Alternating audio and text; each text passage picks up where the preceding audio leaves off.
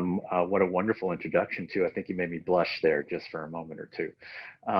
Nice to see everybody. I am thrilled to be coming to you live from a beautiful fall day in New York, joining Indaba 2020. And I remember the last time I was able to participate with all of you, I was able to do it live and had another trip of a lifetime to South Africa and really got to experience a lot of what all of you get to experience every day in your part of the world. I'm here to talk to you a little bit about something we had started talking about 2 years ago, which is humanity's superpower. And if Marius, if you can allow me to bring up the share my screen, that would be great. And the idea behind humanity's superpower was that we are uniquely, as a species, we are uniquely capable of being able to share, to collaborate, to come together as large groups without knowing one another, without ever having seen one another, and being able to then take that collaboration and activate it and turn it into something that allows us to create more than what we could do on our own.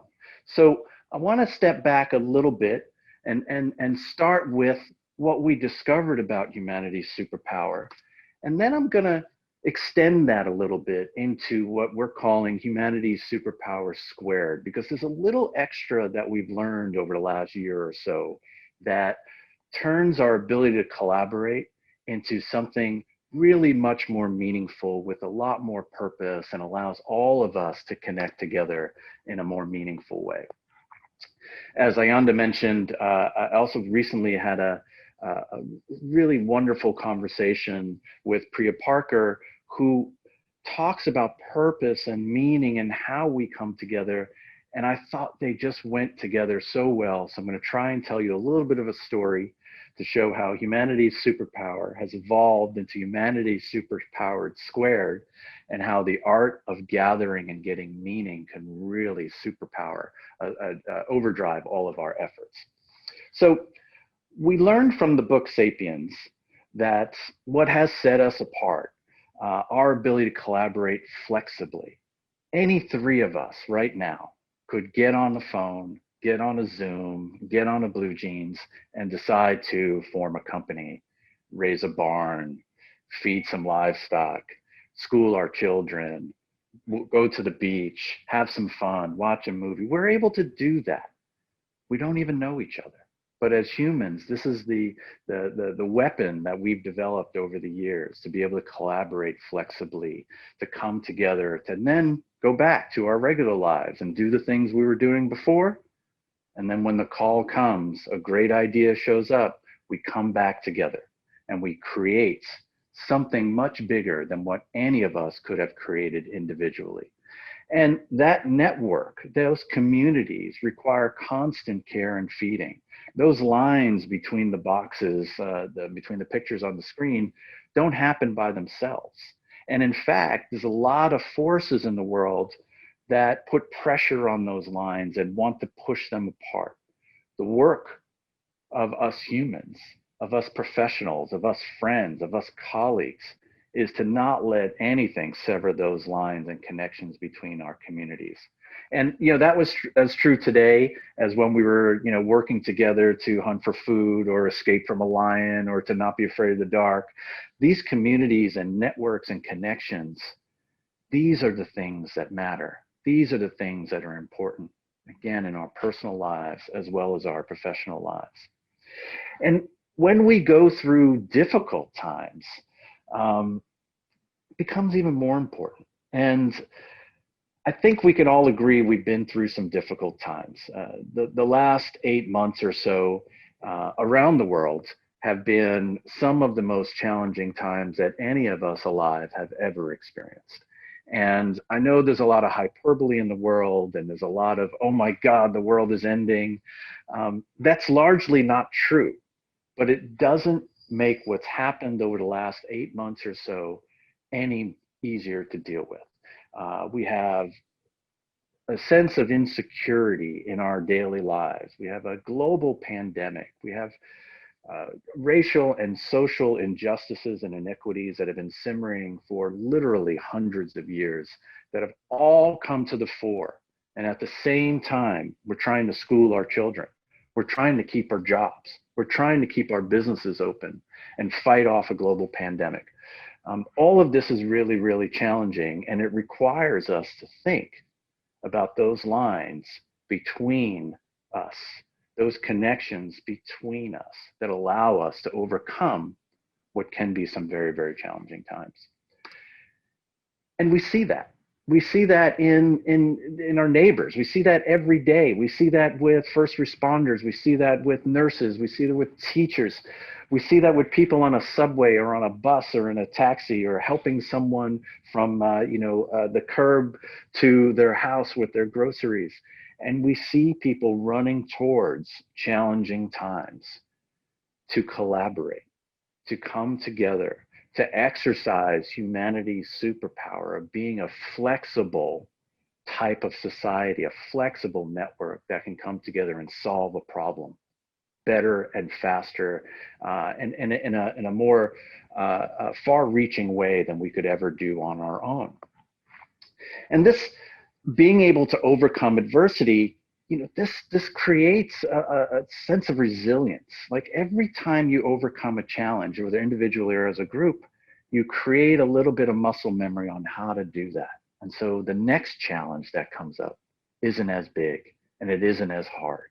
And we're able to activate our networks and our communities and become more resilient. So we still believe and we still see this vast success and forward progress of humanity over time, knowing, as I said 2 years ago, that arc is uneven. And there are times when it dips down below a line that we're comfortable with. And in many parts of the world, that's where we are right now. And each of you are experiencing around the world this differently. You may be in a hot spot for COVID. You may be in a difficult economic environment, but you are not alone in all of that. And so reaching out to one another, fostering these connections and strengthening the lines between us is really the thing we need to be focused on as we move forward and continue to create humanity's superpower. So as we, sorry about that. When we talk about these networks and we talk about our ability to connect and be connected and showing up for each other, this really happens within our communities itself. These are not abstract concepts that, we do something here, maybe someone notices around the world. I see this every day. We operate a global partner ecosystem with companies like Turn Left Media and lots of great brands around the world. We're in 50 different markets plus around the world. So we see all the different bits of this. We see what's happening in Singapore, what's happening in Brazil, what's happening in London, in South Africa, in New York. I will tell you, living in New York through the heart of this pandemic, and New York was particularly hard hit, there was a time when I walked outside and I realized just how quiet it was in New York. And that was immediately followed by endless sirens. You could just hear them in the distance throughout the city, just ambulances, just people struggling to get by every single day. And I saw, even on my little block in Manhattan, people coming together and looking out for one another, strengthening their bonds and their networks together, activating each other to help. There was a call circle. There was checking in on neighbors and do you need to get groceries and who's got toilet paper, and all of those things that we took for granted now was very hard for us to do and be successful at individually. But when we step back and say, okay, well, I have a network around me. How do I activate that network to a common purpose? That's where I get really excited. And that's when I get reminded that even in challenging times, humanity is special. We have a superpower, and sometimes that superpower is squared.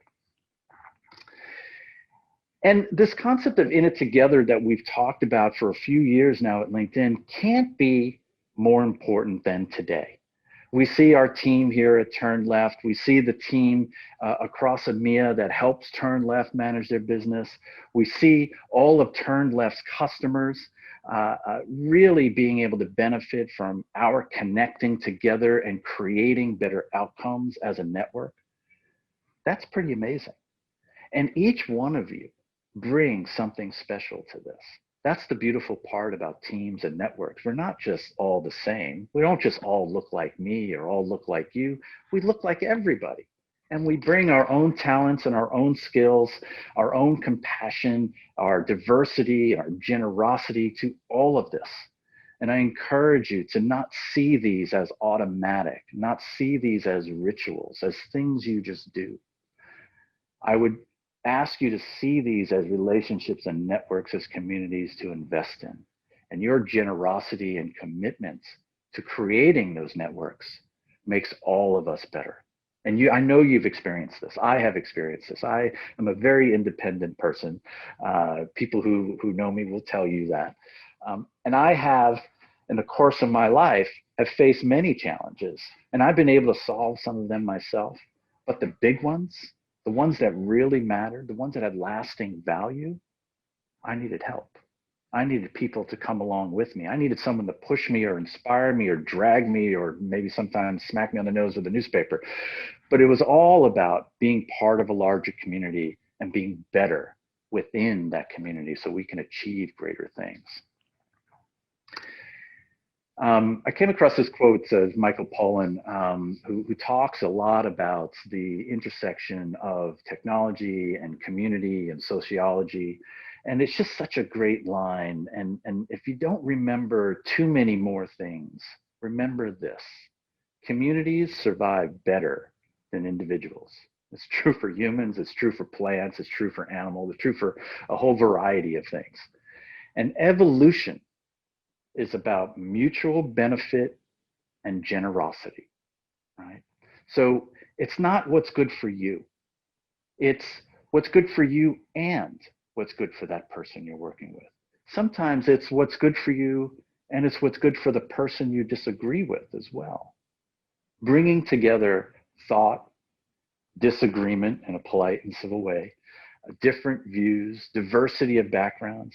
This is what evolution is. This builds resilience and growth and our ability to take the next step in our evolution, and whether that's your relationship with your partner, your relationship with your children, with your boss, with your staff, with the postman who shows up and delivers, or the grocery food or the grocery delivery person who's bringing you food because you can't go to the grocery store due to COVID.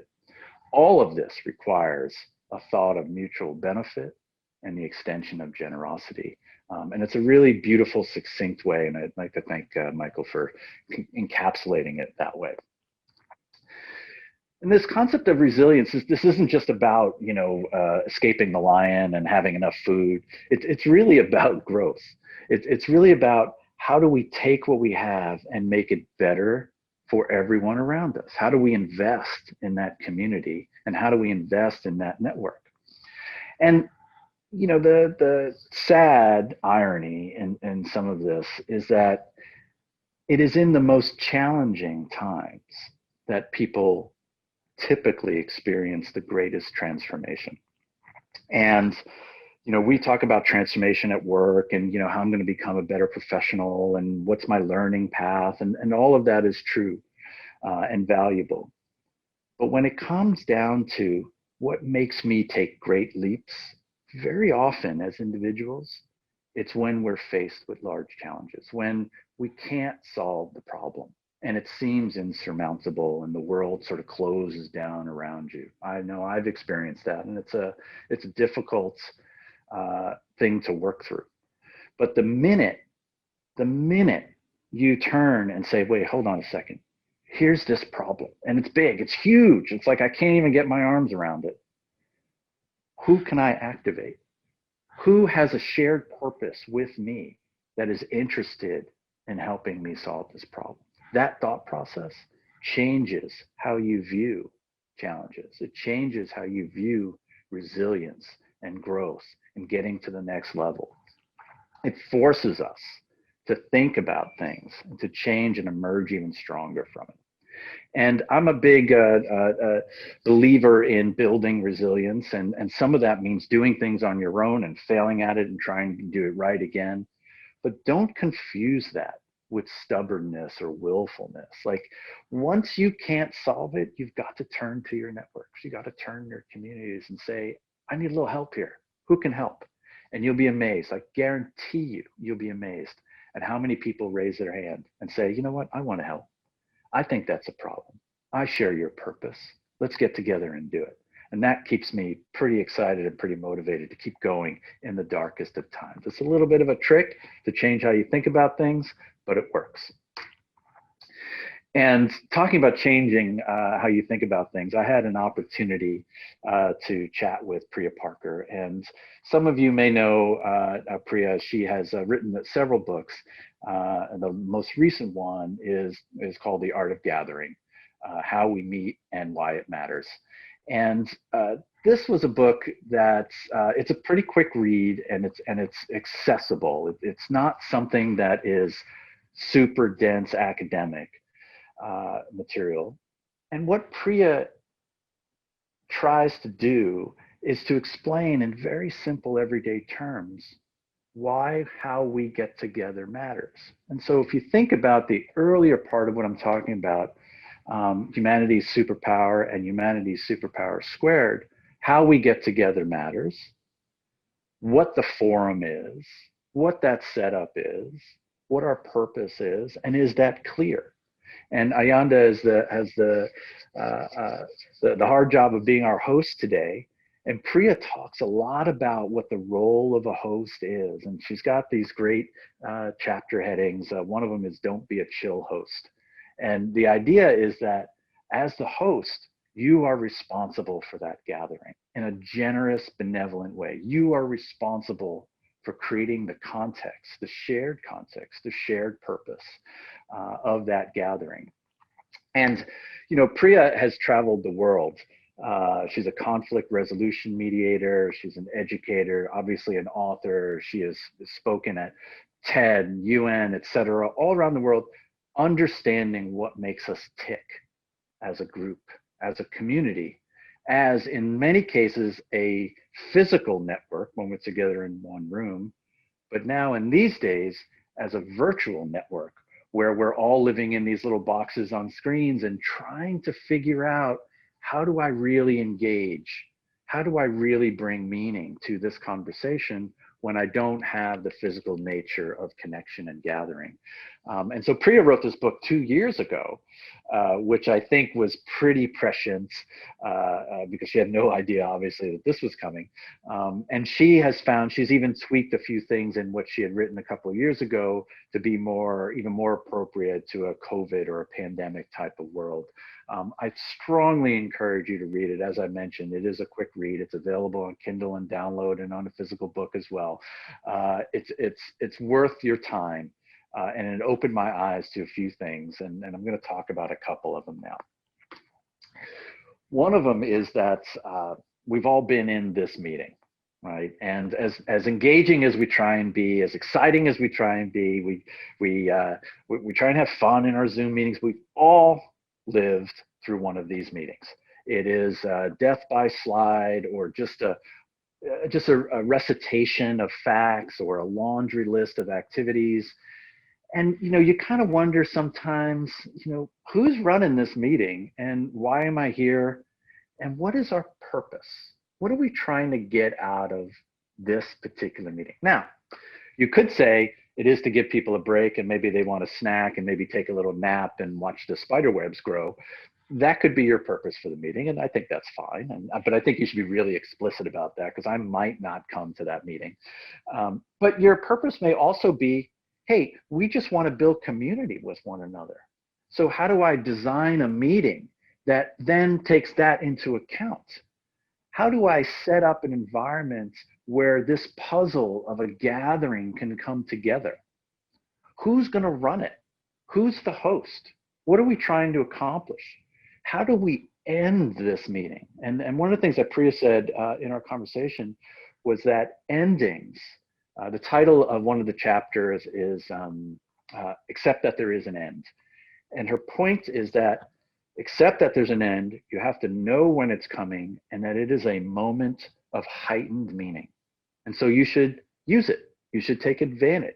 Don't just end your party or end your meeting where it's just kind of a slow, people just kind of walk out the door and, the meeting ends. End it with some purpose. This is why we got together. And I think we may have achieved that, or maybe we didn't. And maybe we need to work on coming together with a stronger host or a clearer purpose, or literally maybe there's a puzzle master who can help us bring all of this together. The key parts, and again, Priya's book is a lot of everyday examples. Another great title that of one of her chapters is, I want to get it right, Never Start a Funeral with Logistics. And, I kind of chuckled a little bit when I read that, A, because it's funny and witty title, but also because I have done that. And we talked about that a little bit in our conversation where, at one point I had the honor, it's kind of a sad honor of hosting or opening a funeral. And so I came and got in front of the group of people and, with the, in my tradition, the deceased is in the room and we all pay our respects. And I started talking about where the bathrooms are, where the exits are, what time food is going to be served, what the hours were. And the whole front row of the funeral, which was the direct family, they just all started crying. And it was in that moment that I realized that I'm kind of missing it. They're not here for me. I don't think they really care that much where the bathroom is.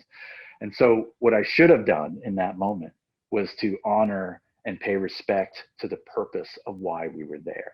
And so again, she uses these kinds of examples to show us that in everyday life, these things that we do all can have heightened meaning and heightened purpose. So I'd like to hear from Priya herself now. We pulled together a little video, hopefully it plays well, that talks about a couple of tips, and this is kind of a personal story that she shared of her and her mother who's an educator, and how her mom even came into this art of gathering and figured out a new way to do it. So here's the video.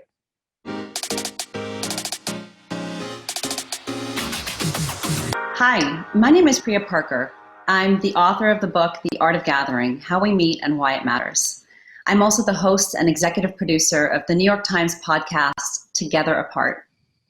It's about how we can all make meaning together in our gatherings, even when we can't physically be in the same room. And I want to give a few tips about how you can make your meetings, your virtual meetings, more meaningful, effective, and even powerful. So one of the biggest mistakes we make when we're gathering, offline or on, is that we assume the purpose is obvious and that everybody knows what it is. And now that our IRL gatherings have been upended by COVID, that's become even more true. We assume that the same purpose and the same form that we would have gathered when we were together should just be replicated online. And so the biggest thing that you can do, the first step to making your everyday meetings more meaningful, is to pause and to ask, what is the purpose now?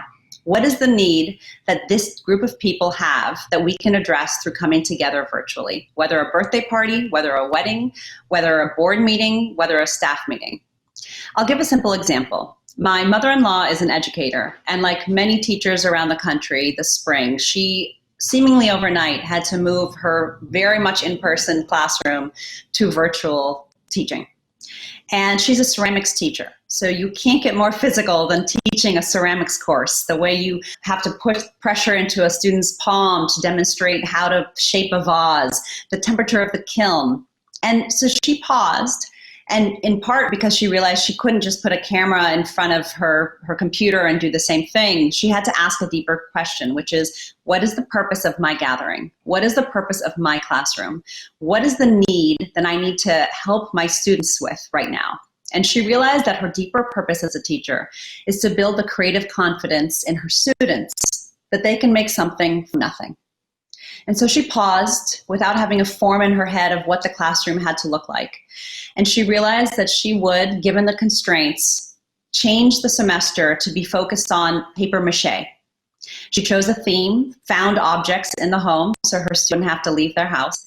And over the course of a series of weeks, she began to teach them how to make something from nothing through paper mache. She realized that in her case, ceramics was the activity, not the purpose. It happened to be her canvas, but not the reason and not the relationship that she actually needed to build with her students.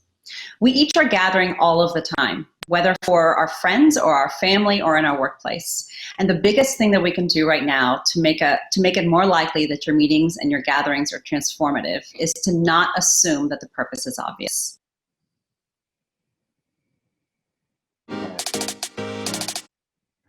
We get that? Not assume that the purpose is obvious. It's a really, really important point. And I had a little bit of a moment where I looked back after this conversation I had with Priya, and I looked back at how I was operating, how I was running my gatherings, how I was having my meetings, how I was engaging with people. And it wasn't always clear to me that I knew what the purpose was at that moment. So it's a little bit of a meditative moment where you step back and you say, okay, I'm doing this thing that's important. I'm activating a network around me to help make it more successful. What are we really trying to do here? And that is worth a moment. It's worth a beat to take. So thank you, Priya, virtually. Thank you, Priya. She was really wonderful. I highly recommend you read the book. And she also has a podcast and a newsletter where she updates this pretty regularly. A very engaging, wonderful human to spend some time with. And so I wanted to wrap this up a little bit around, this really does take all of us.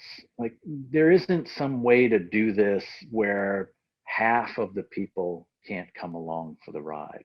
And that's true in our work environment, our personal environment, our political environment, our public health environment. We all need to come along on this journey together with a shared purpose of driving humanity forward, to eliminating poverty, to solving some of the health scourges that hit communities around the world. And we have to do it together. There's just no other choice here. And, relating this back to business a little bit, this is what we do on a daily basis. This is what we do at LinkedIn and with our partners in our ecosystem, is to create these opportunities for us to engage together. Doesn't mean we're always successful. I mean, you could do all of these things and you're still going to fail. That's okay. We're doing it together. You have people to fall back on. And so just remember, there's like the one thing you're doing, maybe Rylan in London is doing something interesting with Marius and Sammy in South Africa. That has ripples, that has effects, because someone is going to learn about that little activity.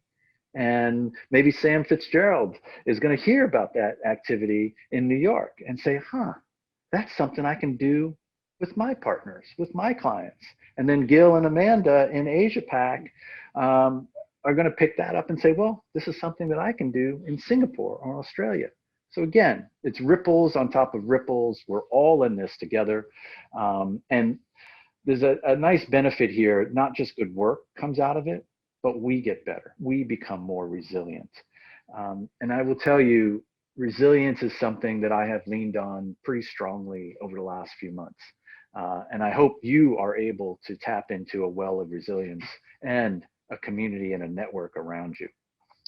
So as my talk ended with Priya, and we were coming to a close, and you can see I did it same place, same studio.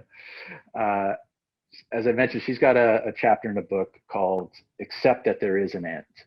And to take a moment to use that end, that ending line, that dividing line between your event and not your event, and make some meaning out of it. And so I was trying to be funny, and so I made a little joke and I wrote on my little notepad, the end, because I wanted to have something to show to Priya that I recognize that there is an end and I'm trying to make some meaning out of it, and funny. And she just turned that right around, because this is what she does for a living. And she said, Anthony, I appreciate that you took a moment to write that, because we are virtual And I see your hand and can hear the marker on that paper as you wrote it. And that brings me into the conversation. That makes me feel like you cared enough about me. This is Priya speaking. You cared enough about me to do that for me. And she says, I feel really, really cared for as a guest at your gathering. And I have to tell you, I got a little emotional thinking about that. Caring for your audience is probably the greatest gift that we can give as a presenter. Activating all of us against a singular purpose is the greatest gift that we can give each other. So thank you very much. I love, love, love engaging with the continents and being back at Indaba. The 2020 version, I think, is even more exciting than the previous ones. Thank you so much for the time.